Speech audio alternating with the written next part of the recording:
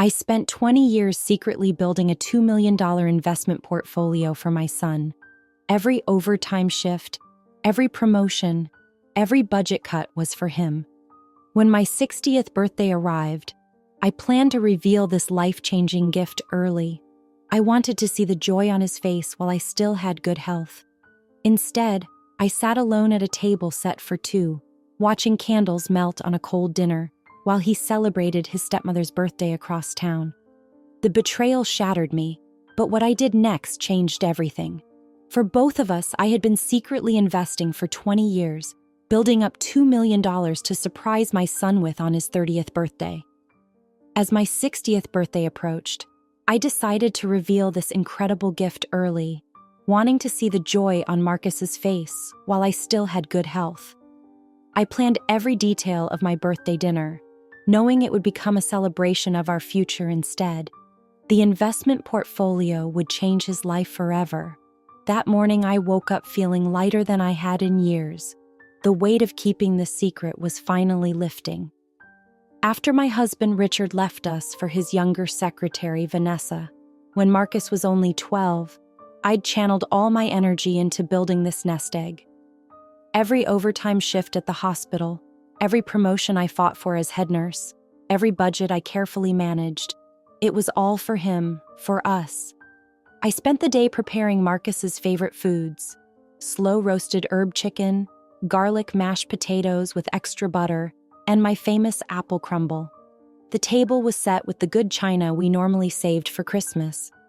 In the center sat a simple blue folder containing documents for the investment portfolio I'd built. $2 million.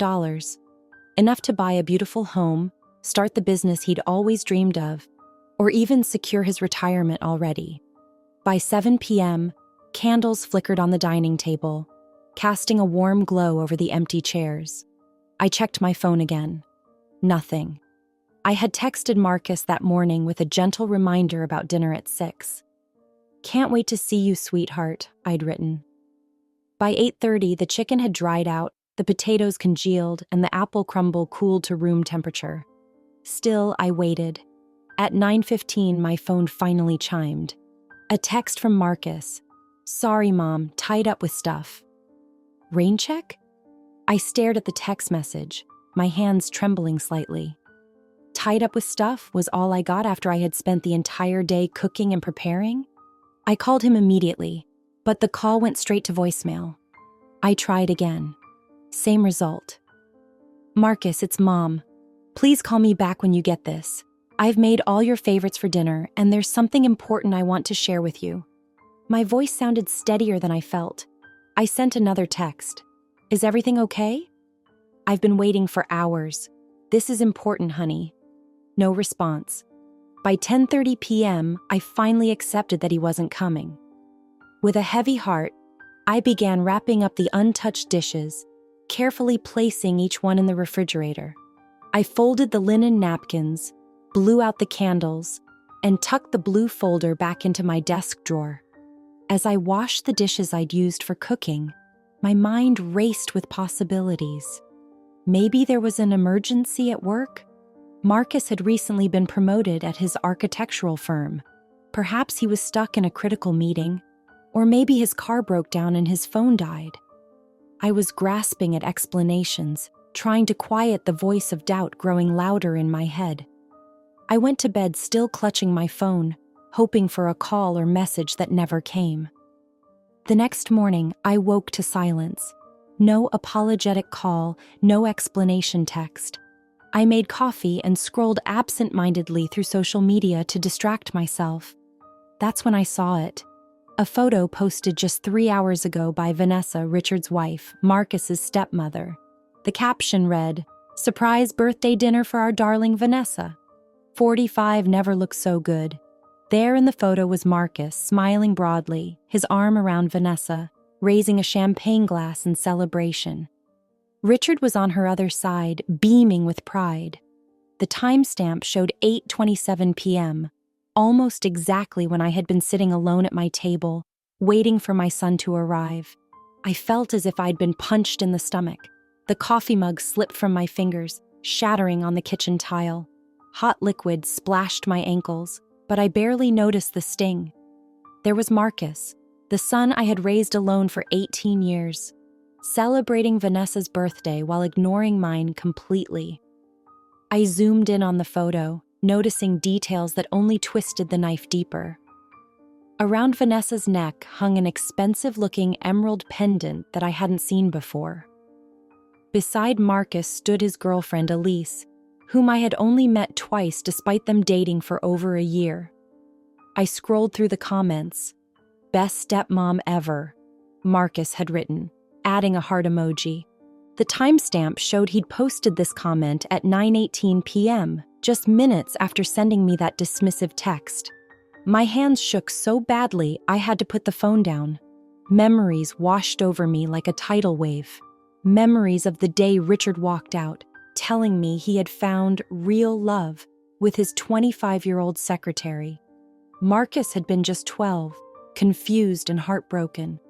"I'll never leave you, Mom," he had promised through tears. "It's just you and me now." For years, it had been just us. Every school event, every illness, every milestone, I was there, while Richard made sporadic appearances when it suited his schedule. I had worked 80-hour weeks as a nurse to afford Marcus's education, his braces, his first car, his college tuition.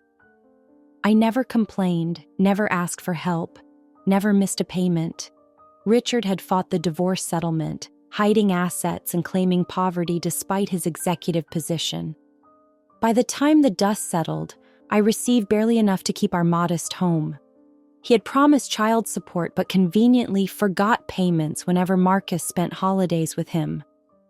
I never told Marcus about these struggles. I wanted him to have a relationship with his father, uncomplicated by adult problems.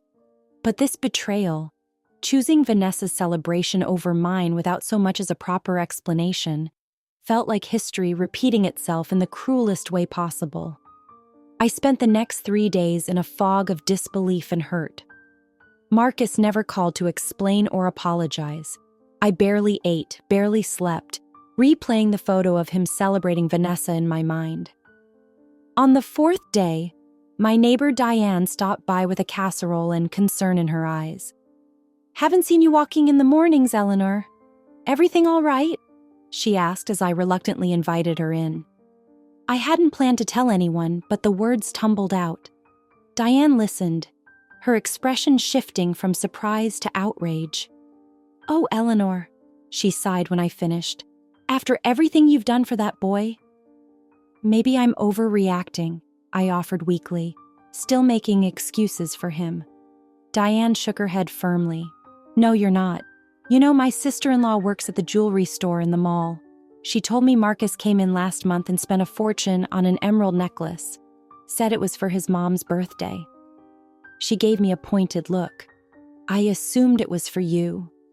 My stomach clenched. I saw Vanessa wearing it in the photos. "Eleanor, it's time to face facts. You've given that boy everything, and he's taken you for granted, just like Richard did." As Diane's words sank in, memories of my 18-year marriage resurfaced. Richard and I had met at a hospital fundraiser when I was 28. He was a rising pharmaceutical executive, charming and ambitious. I was captivated by his confidence, his grand plans for the future. We married within a year, and for a while everything seemed perfect. Marcus came along 3 years later. Richard's career was taking off, and he traveled constantly. I put my own career advancement on hold to raise our son, telling myself it was temporary. But as Richard's absences grew longer and our conversations shorter, loneliness became my constant companion. By the time Marcus turned 10, Richard was a stranger in our home. When I confronted him about the late nights and weekend conferences, he became defensive, accusing me of being paranoid. Then came the day I picked up his dry cleaning and found the receipt for a woman's lingerie in his pocket. Size small. I wore a medium. When confronted, he didn't even try to deny it. "I deserve happiness," Richard had said coldly. "Vanessa makes me feel alive. You're just there." His words had cut deeper than any knife. Within weeks, he'd moved out and filed for divorce, leaving me to explain to our 12-year-old son why his father wasn't coming home. After Diane left, I found myself standing in front of the guest bedroom closet, where I kept the physical reminders of my financial sacrifice. Tax returns showing how I'd systematically invested 30% of my income for 20 years. Bank statements documenting my frugal lifestyle, no vacations, no luxury purchases, minimal indulgences. In another folder were the highlights of Marcus's life. His acceptance letter to Columbia University's architecture program, photos of his graduation, the contract for his first apartment in New York City that I'd co-signed. I'd paid for everything. When his first job didn't cover rent in Manhattan, I sent monthly supplements. When he wanted to take Elise to Cancun for her birthday last year, I loaned him the money, a loan he never repaid. When his car broke down 6 months ago, I dipped into my own emergency fund to help him buy a new one. All while continuing to build that $2 million nest egg. I denied myself even basic comforts. My couch was 15 years old, my car 12. I hadn't bought new clothes in years that weren't on clearance. I'd taken extra hospital shifts during holidays when the pay was higher, missing countless social events. Why? Because I believed in Marcus. I believed that giving him a solid financial foundation would help him avoid the struggles I'd faced. And I believed, perhaps foolishly, that my sacrifice would strengthen our bond. My phone buzzed. A text from Marcus. Sorry about missing dinner. Super busy week. Can we reschedule for next Sunday? Love you. No mention of his stepmother's birthday. No real apology. Just a casual request as if he'd missed a routine coffee date. Not his mother's milestone birthday. Something inside me hardened. For the first time, I saw with perfect clarity what our relationship had become. I had built my life around my son, while I was merely an afterthought in his. I didn't respond to Marcus's text. Instead, I made a decision. I would give him one chance to explain himself, face to face. I texted back, "I'll be at Riverside Cafe tomorrow at noon, please be there." The next day, I arrived early, choosing a quiet corner table. I brought the blue folder with me, though I was no longer certain I would share its contents. As noon approached, I rehearsed what I would say, determined to remain calm and collected. Marcus arrived 20 minutes late, breezing in wearing designer sunglasses and a cashmere sweater I hadn't seen before. He kissed my cheek and slid into the seat across from me. "Hey, Mom, sorry I'm late. Traffic was insane." He flagged down a waiter before even looking at me properly. "Can I get an iced Americano?" I studied my son's face. At 30, he had his father's strong jawline and confident demeanor. When had he become this person who could so casually dismiss me? "Marcus," I began steadily. I saw the photos from Vanessa's birthday party. His fingers froze mid-text on his phone. A flicker of something, guilt perhaps, crossed his face before he composed himself. "Oh, that. It was just a small thing Dad put together. No big deal." It was on the same night as my birthday dinner, the dinner you canceled on with a vague text message. He shifted uncomfortably. "Mom, don't make this into something it's not. Dad insisted I be there. You know how he gets when he doesn't get his way." "So you chose him. Again." The words hung between us. "That's not fair. I'm trying to balance everyone's needs here. You've always been so independent, so strong. Vanessa, she's more fragile. She needs the support." I felt a cold wave of clarity wash over me. Fragile? The woman who deliberately seduced your father away from our family? The woman who has manipulated everyone around her for 18 years? That's who you're defending? Marcus's face hardened. "You've never given her a chance. You're still bitter about the divorce, even after all these years. Dad's happier with her than he ever was with you. Maybe it's time you accepted that and moved on." I sat back, stunned by the cruelty of his words. "Moved on?" I repeated, my voice barely above a whisper. "Is that what you think I've been doing all these years? Just sitting around, bitter about your father?" The waiter arrived with Marcus's coffee. My son thanked him with a warm smile that vanished the moment we were alone again. Mom, I didn't mean. Let me tell you what moving on actually looks like, Marcus. My voice was steady now, strengthened by years of unspoken truths. Moving on was working double shifts at the hospital while you had the flu, because we needed the money. Moving on was skipping meals so you could have new basketball shoes. Moving on was refinancing the house to pay for your college when your father conveniently forgot his promise to contribute. I leaned forward. I didn't have the luxury of bitterness. I was too busy raising you alone. Marcus had the decency to look uncomfortable. I know you sacrificed for me, Mom. I've always appreciated that. Have you? Because appreciation looks like respect, Marcus. It looks like remembering your mother's birthday. It looks like honesty, not posting photos celebrating your stepmother while lying to me about being tied up with stuff. He sighed, glancing at his watch. I said I was sorry. What else do you want from me? The truth. Why didn't you just tell me you were going to Vanessa's birthday party? He ran a hand through his hair, a gesture so like his father's that it made my heart ache. Because I knew you'd make a big deal about it. You always do this, Mom. You make me choose between you and Dad, and then act hurt when I try to maintain relationships with both of you. I have never asked you to choose, I said firmly. I've supported your relationship with your father from day one. What I won't accept is being lied to and treated as an afterthought. You're being dramatic. It was just one dinner. It wasn't just dinner, Marcus. It was my 60th birthday. A milestone I wanted to share with my only child. And you couldn't even give me the respect of an honest explanation. He rolled his eyes slightly. Fine, I should have told you. I'm sorry, is that what you wanted to hear? In that moment, I realized no explanation would ever be enough. His apology wasn't genuine. It was a performance designed to end an uncomfortable conversation so he could return to his life where I existed on the periphery, useful when needed, invisible when inconvenient. I reached for the blue folder I'd brought with me and held it for a moment, feeling its weight, the weight of 20 years of sacrifice, of dreams I'd had for my son's future, dreams that now seemed hollow in the face of his indifference. I was going to give you something on my birthday, I said quietly. Something I've been working toward for most of your life. Marcus's attention perked up slightly, his eyes fixing on the folder. What is it? I slid the folder back into my purse.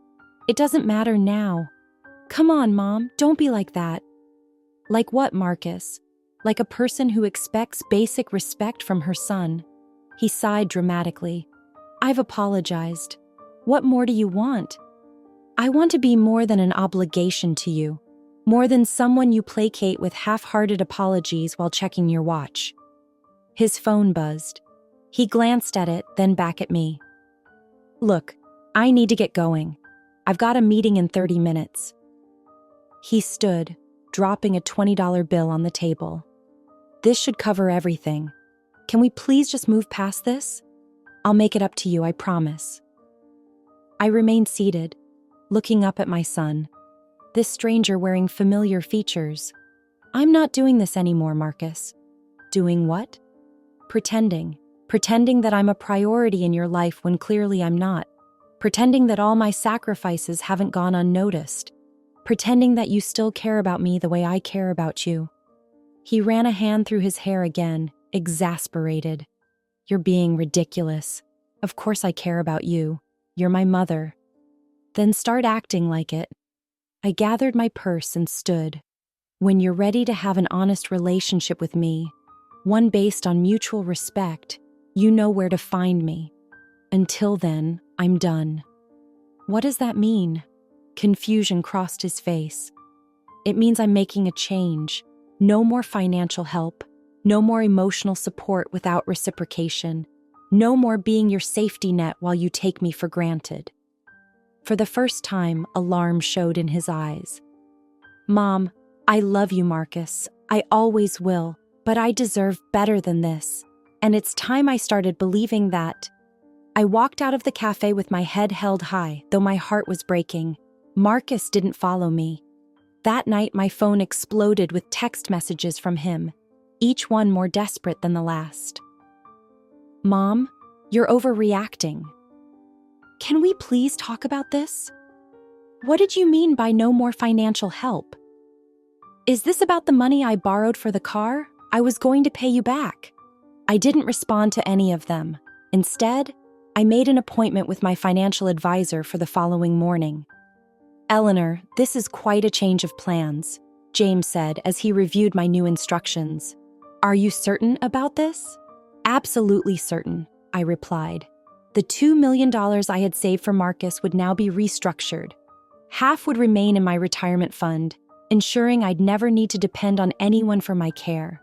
The other half would be divided among several charities: a scholarship fund for nursing students who were single parents, a foundation supporting children of divorce, and a women's shelter that had once helped me through my darkest days after Richard left. "And your son's inheritance?" James asked gently. "He'll receive my house and personal effects, nothing more." The next week, I took another unprecedented step. I booked a solo trip to Italy. For 30 years, I had dreamed of seeing Florence, Venice, and Rome. I had saved brochures, watched travel documentaries, learned basic Italian phrases, all while telling myself someday when Marcus was grown, when I had more time, when I deserved it. I realized that someday would never come unless I claimed it. The morning of my departure, Diane drove me to the airport. "I'm proud of you, Eleanor," she said, hugging me goodbye. "It's about time you lived for yourself." As I settled into my seat on the plane, my phone buzzed with a text from Richard. "Marcus tells me you're being unreasonable. Call him and sort this out." I turned off my phone and placed it in my bag. For the first time in decades, I felt truly free.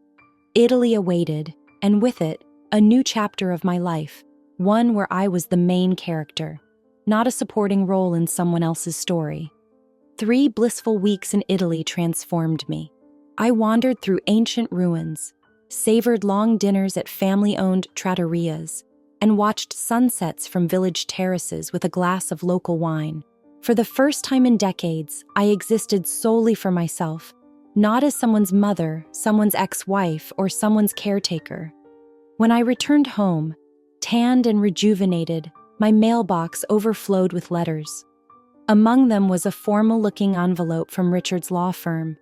Inside was a terse letter demanding I cease this childish financial manipulation of our son and fulfill my maternal obligations. I laughed out loud at the audacity, then tossed it in the recycling bin. The next day, my doorbell rang. Through the peephole, I saw Richard standing on my porch, his expression thunderous. I hadn't seen him in person for nearly 5 years, not since Marcus's architecture firm promotion party. He had aged poorly, stress lines cutting deep furrows around his mouth, his once athletic frame now soft and rounded. I opened the door but blocked the entrance. "Richard, this is unexpected." "What the hell do you think you're doing, Eleanor?" he demanded. "Marcus says you've cut him off completely. No calls, no money, nothing. After all these years of playing the martyr mother, you're just abandoning him?" "I suggest you lower your voice," I replied calmly. "The neighbors already think poorly of you. Don't give them more material." His face flushed. "You've finally lost it, haven't you? Always so self-righteous, so perfect. Well, your little power play won't work. Marcus doesn't need your money anyway. I'm helping him buy a house in the suburbs just outside New York City." I smiled, genuinely amused. "Are you? That's interesting considering what I've heard about your financial situation." He stiffened. "What are you talking about?" "Small world, Richard. My financial advisor's brother works at your firm. Seems those risky investments haven't been paying off, and Vanessa's spending habits haven't helped. I hear there's been talk of downsizing." The color drained from his face. I'd struck a nerve. "That's none of your business," Richard snapped. But his confident demeanor had cracked. "The point is, Marcus is struggling because of your childish behavior." "Is he?" I raised an eyebrow. A 30-year-old architect with a six-figure salary is struggling because his mother stopped sending him pocket money? That's concerning. You know how expensive New York is. His rent is astronomical, which I've been supplementing since he graduated, I interrupted. Try again, Richard. He shifted uncomfortably. Look, Eleanor, whatever issues you have with me shouldn't affect your relationship with our son. I agree completely, which is why it's so interesting that you're here instead of Marcus. Richard glanced away. He's busy with work. Too busy to fight his own battles? Or too ashamed to face me knowing he's in the wrong? I sighed. Richard, I appreciate your concern for our son, misguided as it is. But my relationship with Marcus is between him and me. It's time for you to go. He stood his ground. Not until you agree to help him. He and Elise want to get married next year. They need your support.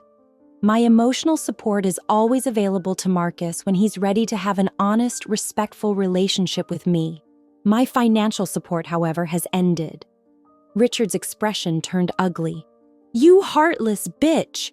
After everything I've done. Everything you've done? I laughed incredulously. You mean abandoning your family for your secretary? Skipping child support payments? Teaching our son that women are disposable when they become inconvenient? A car pulled into my driveway, Diane returning a garden tool she'd borrowed. Richard's face reddened as he realized we had an audience. This isn't over, he muttered before stalking back to his luxury sedan, now 3 years old instead of his usual new model every year. Diane approached with concern. Everything okay? Actually, yes, I replied, feeling strangely light. I think it finally is. 2 weeks later, I received an unexpected email from Elise, Marcus's girlfriend. Can we meet for coffee? Just the two of us. I met Elise at a quiet cafe downtown, though we'd only met twice before, once at a holiday dinner 2 years ago, and once at Marcus's promotion celebration. She looked familiar but tired, her polished appearance somewhat diminished. After awkward pleasantries, she got straight to the point. Marcus doesn't know I'm meeting you, she admitted. Things have been difficult since you two stopped speaking. I imagine they have, I replied neutrally. Richard promised to help with our down payment, but he's backed out. Says he's having temporary cash flow issues. She stirred her coffee nervously. Vanessa's been, well, she's not happy about the economy affecting their lifestyle. I nodded but said nothing. Marcus is devastated, Elise continued. He thought his father would keep his promise. Now he's working 2 jobs, his regular position and consulting on weekends. I barely see him. I'm sorry to hear that, I said sincerely. Marcus is very talented. He'll land on his feet. Elise looked at me directly. He misses you. He won't admit it, but he does. I miss him too, but our relationship needed to change. She nodded slowly. I understand that now. I've always seen how much he takes you for granted. She hesitated. Eleanor, I don't want your money. That's not why I'm here. But I do think Marcus needs to understand what real love and support look like. What you've done for him all these years, I don't think he ever truly saw it until it wasn't there anymore. As we parted, Elise hugged me impulsively. I hope you two find a way back to each other, she whispered. 3 months later, on a crisp autumn morning, my doorbell rang. Marcus stood on my porch, looking humbled and uncertain. Mom, he said simply, can we talk? We sat in my garden, the garden I'd planted during my new phase of self-discovery. I'd joined a local horticultural society, started volunteering at a women's shelter, and even begun dating a kind widower who shared my love of Italian cinema. I've been an idiot, Marcus began, and I'm sorry, not just for missing your birthday, but for everything before that, for taking you for granted, for not seeing all you've done. He explained how after Richard backed out on his promise, everything had started falling apart, how he'd had to face his own entitlement when suddenly no one was there to bail him out, how Elise had finally confronted him about his treatment of me. making him see our relationship through her eyes. I listened as my son spoke from his heart for the first time in years. There were tears, genuine apologies, and finally, a path forward, not as a dependent and provider, but as two adults who valued and respected each other. The $2 million I'd once saved for Marcus remained where it belonged, funding my comfortable retirement and supporting causes I believed in. But I'd gained something far more valuable than money could buy: freedom, self-respect, and eventually a renewed relationship with my son built on honesty instead of obligation. Sometimes the most loving gift you can give isn't financial security, but the chance to find one's own way, even when that path begins with loss.